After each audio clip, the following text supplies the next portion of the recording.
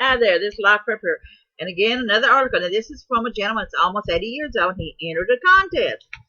Now, I do a lot of these articles. I research them, and I want to do about real people of all ages, from their limits to their health or whatever it is, to their age. I don't want to just do all this buff daddy stuff and people that's in top shape. So I'm going to tell you what, just because people are in good shape today, don't mean they're going to be in good shape tomorrow. Because I'm going to tell you, I don't look it now, but before my knees finally gave out and some other things, I was crawling around in caves. I was climbing hillsides. I was fossil hunting and rock mineral hunting. So, plus, I walked anywhere from 4 miles to 8 miles a day. I exercised regular, and I used to lift weights, seriously lift weights, and I was very muscle toned. But nature took its course and says, enough's enough, and you got to change your lifestyle. So this is what I want to put across to everybody out there. It is never too late to change your lifestyle around for whatever you think you need to change for in a prepper situation, even if you're a non-prepper. Being prepared to have extra food and medicines or whatever on hand for your family in a nature situation or non-natural situation or SHTF, small events all the time, is important. So this one here is by a gentleman named Chuck Kemp.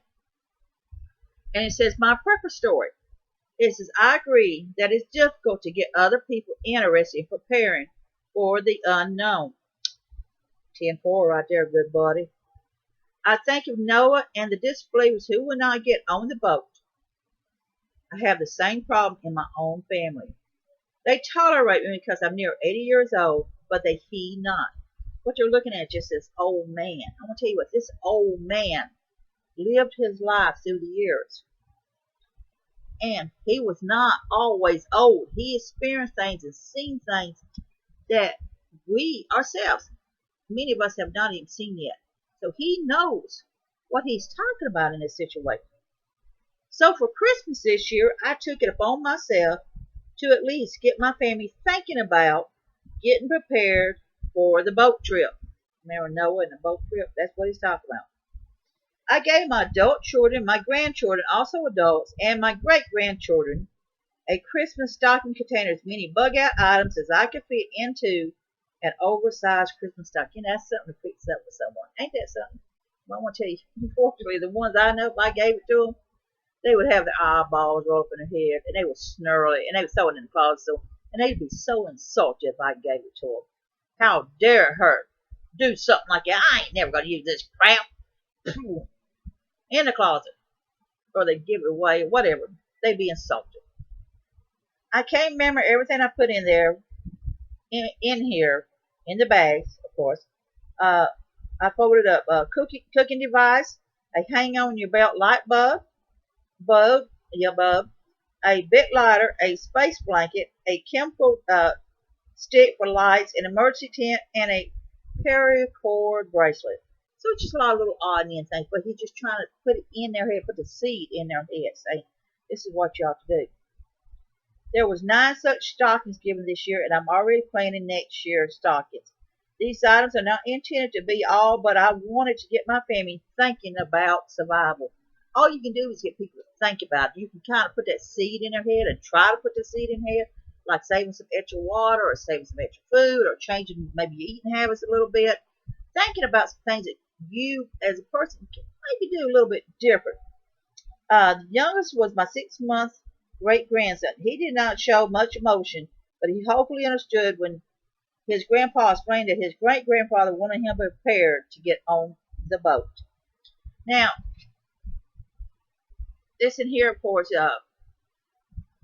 just a little short story he wrote, but the fact is, it's the truth. There's no certain age limit.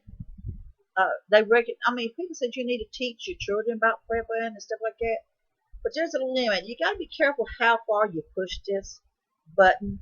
You can push it too much and turn them against the idea of prepping, as well as turning them towards prepping. So there's a fine line in between it. All you can do is just hope they'll do it. Some of this stuff here, like the bracelet, they might wear it. The space blanket, they throw it in the drawer. They throw pretty well everything here. The chemical stick, they might keep that as a caution.